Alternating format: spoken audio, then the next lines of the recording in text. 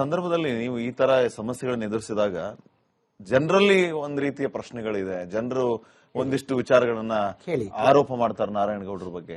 ಅದಕ್ಕೆ ಇದು ಸೂಕ್ತ ವೇದಿಕೆ ಅಂತ ಅನ್ಸುತ್ತೆ ನನಗೆ. ಧಾರಾಳವಾಗಿ ಕೇಳಿ. ನೀವು ಸಿಕ್ಕಾಪಟ್ಟೆ ದುಡ್ಡು ಮಾಡಿದ್ದೀರಿ, ಎಲ್ಲಿ ಬೇಕಲ್ಲಿ ಇನ್ವೆಸ್ಟ್ ಮಾಡಿದ್ದೀರಿ, ಹೋರಾಟದ ಅರ್ಥವೇ ಇವರು ದುಡ್ಡು ಮಾಡೋದಕ್ಕೆ ಅಂತ ಬಂದಿದ್ದಾರೆ.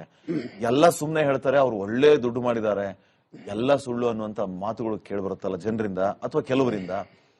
ಇದನ್ನ ಕೇಳಿದಾಗ ನನಗೆ ನಿಜ ಅನ್ಸುತ್ತೆ, ಪಾಪ ಇಷ್ಟೆಲ್ಲ ಕಷ್ಟ ಬಿದ್ದಿದ್ದಾರೆ, ನಾರಾಯಣಗೌಡರಿಗೆ ಈ ತರ ಆರೋಪ ಮಾಡ್ತಾರಲ್ಲಪ್ಪ ಜನ ಕೆಲವರು ಅಂತ ಅನ್ಸುತ್ತೆ.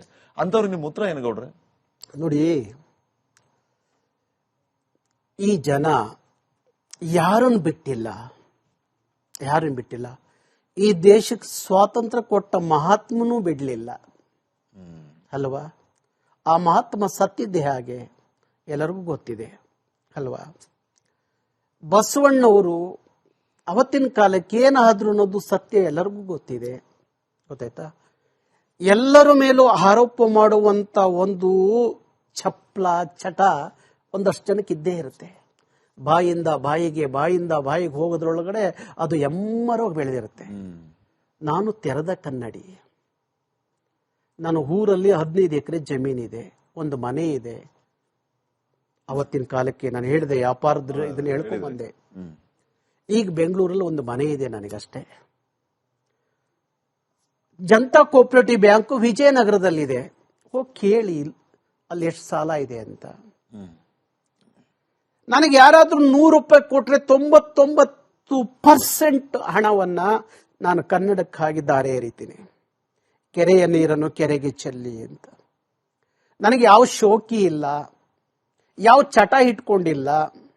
ಒಂದು ಬಟ್ಟೆ ಹಾಕ್ತೀನಿ ವೈಟು, ಅದು ಬಿಟ್ರೆ ನಾನು ಊಟ ಒಂದು ಬಿಟ್ರೆ ಇನ್ಯಾವ ಥರದ್ದು ಇದನ್ನು ಇಟ್ಕೊಂಡಿಲ್ಲ. ನಾನು ಓಪನ್ ಆಗಿ ಹೇಳಿದ್ದೀನಿ, 100 ಬಾರಿ ಹೇಳಿದ್ದೀನಿ, 100 ಸಲ ಹೇಳಿದ್ದೀನಿ.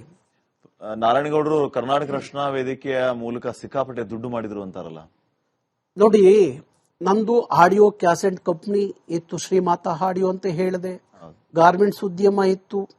ನನ್ನ ಮನೆಯ ಜೀವನಕ್ಕೆ ಅಂತ ಒಂದು ಗಂಗಾ ಪ್ರಕಾಶನ ಅಂತ ಮಾಡಿಕೊಂಡು ಇಚ್ಛಿತಿಗೆ ಒಂದು ಪತ್ರಿಕೆ ನಡೆಸ್ತೀನಿ. ಒಂದು ಮ್ಯಾಗಝಿನ್ ಪ್ರತಿ ತಿಂಗಳು ಒಂದು ಮ್ಯಾಗಝಿನ್ ಬರುತ್ತೆ. ಅದ್ರಲ್ಲಿ ತಿಂಗಳ ಒಂದು 4 ಲಕ್ಷ ರೂಪಾಯಿ ಸಿಗುತ್ತೆ ನನ್ನ ಕುಟುಂಬ ನಡೆಸಲಿಕ್ಕೆ. ಇವತ್ತು 4 ಲಕ್ಷ ಸಿಗತ್ತೆ. ನಮ್ಮ ರಕ್ಷಣಾ ವೇದಿಕೆ ಕಚೇರಿಯಲ್ಲಿ 16 ಜನ 17 ಜನ ಕೆಲಸ ಮಾಡ್ತಾರೆ. ನಮ್ಮ ಕಚೇರಿ ಒಂದು ತಿಂಗಳ ಖರ್ಚು 12 ಲಕ್ಷ.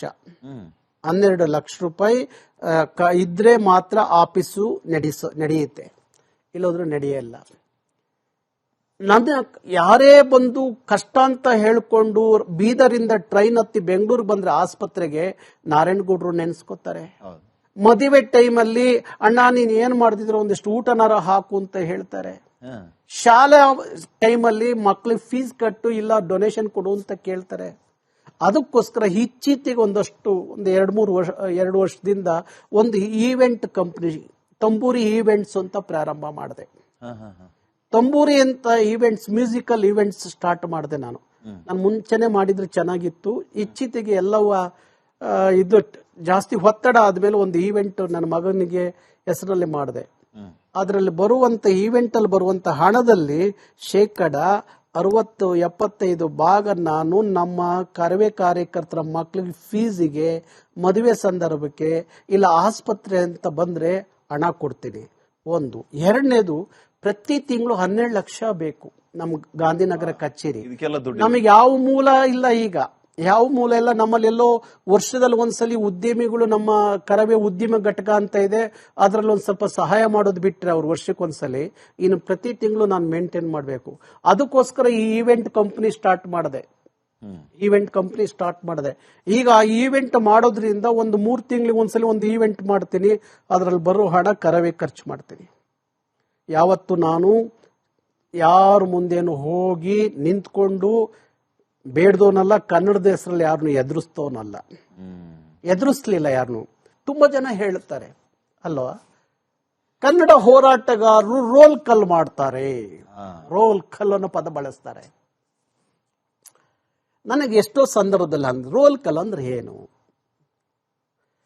ನೀವು ಮಾಡಿದ್ರೆ, ಕಾಂಗ್ರೆಸ್ನವ್ರು ಮಾಡಿದ್ರೆ ದೇಣಿಗೆ, ಬಿಜೆಪಿಯವ್ರು ಮಾಡಿದ್ರೆ ದೇಣಿಗೆ, ಇಲ್ಲ JDS ನವ್ರು ಮಾಡಿದ್ರೆ ದೇಣಿಗೆ, ಕನ್ನಡ ಹೋರಾಟಗಾರ ಯಾರ ಹತ್ರ ದುಡ್ಡು ಕೇಳಿದ್ರೆ ರೋಲ್ ಪ್ರೀತಿಯಿಂದ ಅದು ರೋಲ್ ಕಲ್ಲು.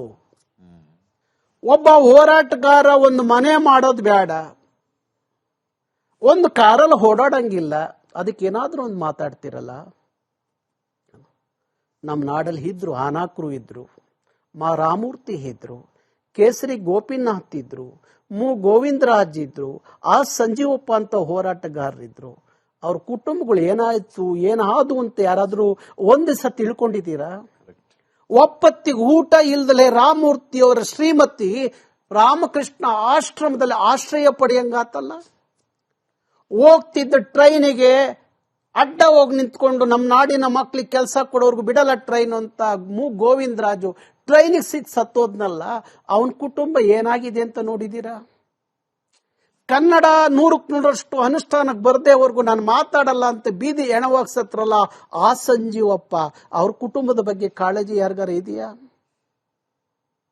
ಇಂಥ 100 ಉದಾಹರಣೆ ಹೇಳ್ತಾ ಹೋಗ್ತೀನಿ ನಾನು.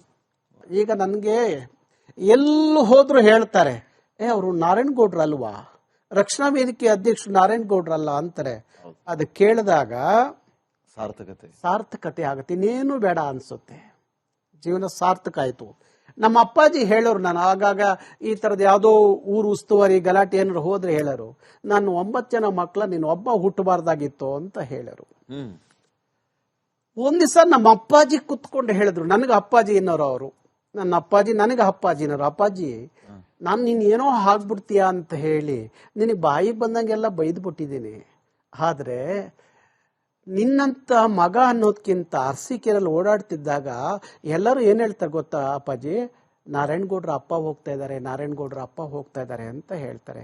ಸಾರ್ಥಕ ಆಯ್ತು ಮಗನೇ ನಿನ್ ಜನ್ಮ ಕೊಟ್ಟಿದ್ದಕ್ಕೆ ಅಂತ ಹೇಳಿ ನನ್ನಪ್ಪ ಒಂದ್ ದಿವಸ ಕೂರಿಸ್ಕೊಂಡು ಹೇಳಿದ್ರು ನನಗೆ.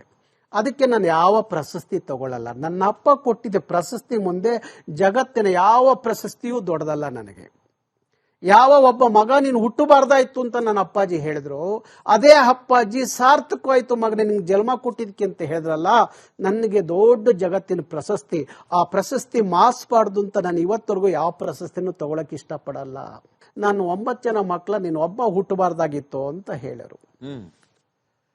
ಒಂದ್ ದಿವಸ ನಮ್ಮ ಅಪ್ಪಾಜಿ ಕುತ್ಕೊಂಡು ಹೇಳಿದ್ರು, ನನಗೆ ಅಪ್ಪಾಜಿ ಏನೋರು ಅವರು, ನನ್ನ ಅಪ್ಪಾಜಿ ನನಗೆ ಅಪ್ಪಾಜಿನವರು, ಅಪ್ಪಾಜಿ ನಾನು ನೀನ್ ಏನೋ ಆಗ್ಬಿಡ್ತೀಯ ಅಂತ ಹೇಳಿ ನಿನಗೆ ಬಾಯಿ ಬಂದಂಗೆಲ್ಲ ಬೈದ್ಬಿಟ್ಟಿದ್ದೀನಿ, ಆದ್ರೆ ನಿನ್ನಂತ ಮಗ ಅನ್ನೋದ್ಕಿಂತ ಅರಸೀಕೆರೆಯಲ್ಲಿ ಓಡಾಡ್ತಿದ್ದಾಗ ಎಲ್ಲರೂ ಏನ್ ಹೇಳ್ತಾರೆ ಗೊತ್ತಾ ಅಪ್ಪಾಜಿ, ನಾರಾಯಣಗೌಡ್ರ ಅಪ್ಪ ಹೋಗ್ತಾ ಇದ್ದಾರೆ, ನಾರಾಯಣಗೌಡ್ರ ಅಪ್ಪ ಹೋಗ್ತಾ ಇದ್ದಾರೆ ಅಂತ ಹೇಳ್ತಾರೆ.